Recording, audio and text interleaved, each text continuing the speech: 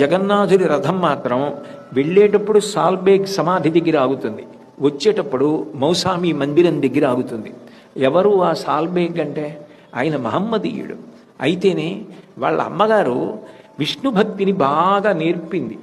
అంత విష్ణుభక్తి నేర్పిన కారణం చేత చనిపోతాడనుకున్నన్ని దెబ్బలు తగిలితే ఒక యుద్ధంలో క్షతగాత్రుడైపోతే అప్పుడు వాళ్ళ అమ్మగారు విష్ణుభక్తిని నేర్పితే జగన్నాథుణ్ణి అదే పనిగా స్మరించి భక్తితో మనసులో జగన్నాథుణ్ణి సేవించిన కారణం చేత ఆయనకి స్వస్థత కలిగింది.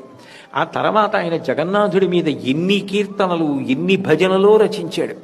ఎప్పుడూ జగన్నాథుడి యొక్క స్మరణ చేస్తూ ఉండేవాడు. పుట్టుక చేత మహమ్మదీయుడు. అయితేనే జగన్నాథుడంటే ప్రాణం. ఒకసారి ఆయన వేరొక ఊర్లో ఉన్నాడు. జగన్నాథ రథయాత్ర ప్రారంభం అవుతోంది. ఎట్లాగైనా నేను జగన్నాథ రథయాత్ర చూడాలి అనుకున్నాడు. గబగబ బయలుదేరి వస్తున్నాడు. మార్గమధ్యంలో అస్వస్థుడయ్యాడు.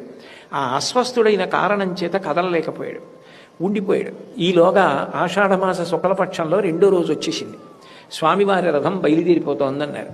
చాలా బెంగ పెట్టుకుని, స్వామి నువ్వు రథం మీద బయలుదేరుతున్నావుట, ఒక్క రథం ఎక్కేటప్పుడు మాత్రం నిన్ను ముట్టుకునే అవకాశం ఉంటుందిట.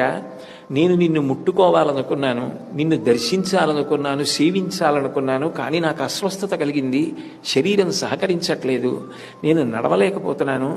నాకు స్వస్థత కలిగి నేను వచ్చే వరకు రథం కదలకుండా అలా ఆపు, నేను వస్తానన్నాడు. విన్నాడు జగన్నాథుడు ఆయన మనసులో అనుకున్న మాట.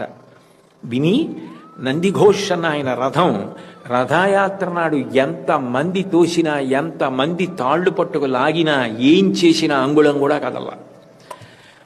ఆ సాల్బేగికి స్వస్థత కలిగి ఆయన మళ్ళీ పూరి వచ్చి రథం దగ్గరికి వచ్చి, స్వామి నన్ను కటాక్షించాడు, రథం కదలలేదు, నన్ను అనుగ్రహించాడు, స్వామి కారుణ్యానికి నేను ఏమని చెప్పగలనని అక్కడే ఉండి రథానికి ప్రదక్షిణం చేసి నమస్కరించిన తరువాత ఆయన తాడు పట్టుకు లాగితే అప్పుడు రథం కదిలింది.